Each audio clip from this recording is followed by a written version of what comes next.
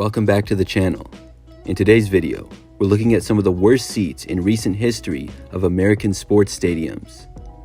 To start things out, let's look at Fenway Park, which is one of the oldest sports stadiums in America and the oldest in Major League Baseball. There are a number of seats with obstructed views at Fenway Park. Some are blocked by poles and beams, others are blocked by the upper deck above you. You could also get an obstructed view from the foul pole in right field, and some of the seats over there aren't even facing home plate. The reason for this is because the stadium is so old. It opened back in 1912. There have been some renovations done over the years, but it still seems really old. Wrigley Field is similar in many ways. It opened in 1914 in Chicago and has a capacity of over 41,000. Some of the seats have obstructed views from the upper deck, and other beams also.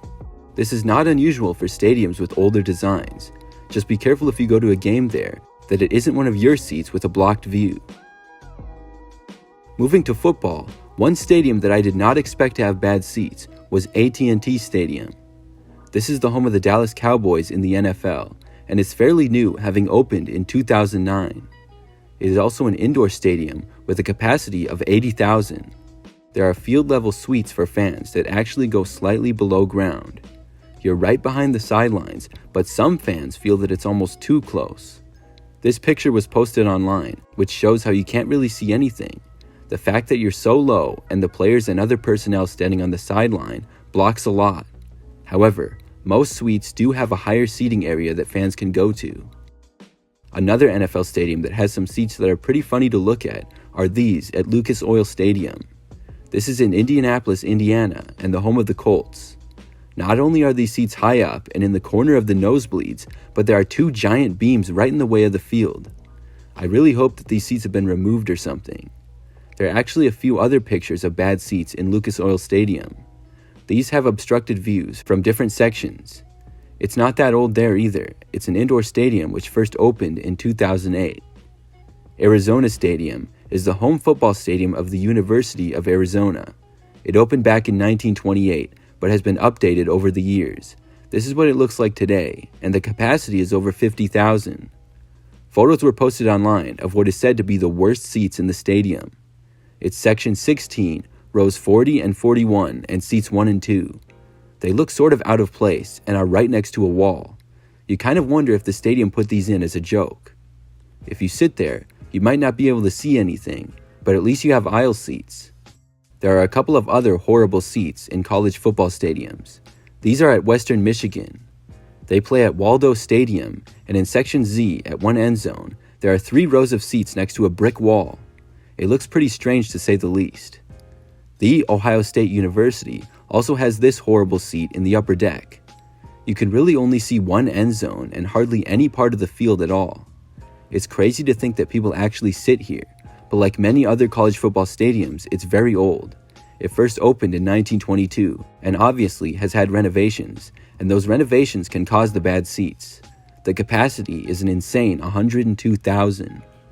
At Neyland Stadium, home of the University of Tennessee, it's also very old, opening in 1921, but was also renovated several times. These are some seats that look very similar to the ones at The Ohio State University. The seats are caused by the boxes and suites that tower over each sideline of the stadium. Now, basketball arenas are generally much smaller than football stadiums or baseball stadiums. There's still a few with really bad seats though. One is Williams Arena, the home of the University of Minnesota Golden Gophers basketball team. The arena is very old and opened in 1928. Here's a picture from a seat in section 114, and it looks like you can't see anything at all, only a small part of the floor.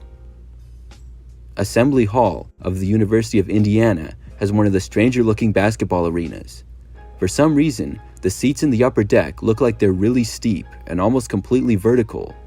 Obviously they're not, but at the very top, the views are insane.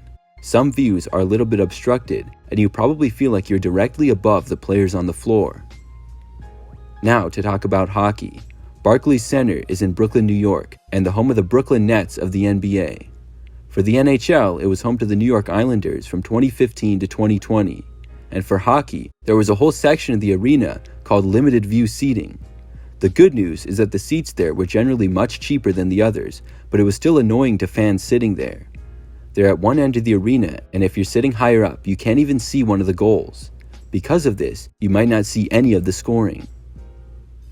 Every time I make a video about weird stadiums or anything like that, the Oakland Coliseum always seems to be on it.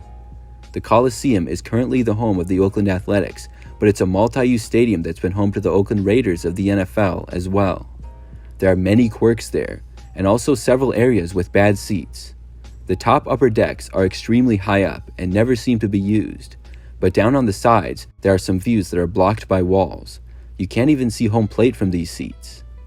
Another stadium that surprised me to have bad seats was Yankee Stadium. As you can see, there are a few areas that have obstructed views, some in the outfield and others in the high upper deck. The stadium opened in 2009, so it's not that old at all. At least you can mostly see home plate from all the views. Dodger Stadium in Los Angeles also has a few seats with bad views. Some have most of the sky blocked by the upper deck, and there's another seat or two that's blocked by the right field foul pole. Before the Miami Dolphins made renovations to their football stadium, they had some bad seats. Here are some obstructed seats by a section of the wall back when it was called Sun Life Stadium. Since then, the stadium looks very different and a lot better. At FedEx Field in Washington, there are multiple seats with bad views. Some areas are obstructed by beams and others by the upper deck. These seem to be some of the most common reasons for bad seats, but those in particular are generally in older stadiums. FedEx Field opened in 1997, so it's really not that old, but it has been renovated a few times. The Toronto Blue Jays play baseball at Barclays Center. It opened in 1989 and has a retractable roof. There's a number of bad seats though. This one in the outfield has part of right field obstructed by a wall. This seat appears to have no legroom at all, and I don't know how anybody could sit there. It's said to be down the third base line. But this seat might be the worst of all of them. Most of the field is blocked by catwalks, meaning you must be pretty high up as well. Shea Stadium was home of the New York Mets from 1964 to 2008. There is one seat in particular that had a really bad view. It was in left field and directly behind the foul pole. Here's a picture of somebody sitting in it, and it's pretty funny looking. The whole game you would be having to look around the pole. That's all for today's video. There are probably many other stadiums with bad seats, so comment if you want to see a part 2 and which ones to include. Thanks for watching, and we'll see you next time.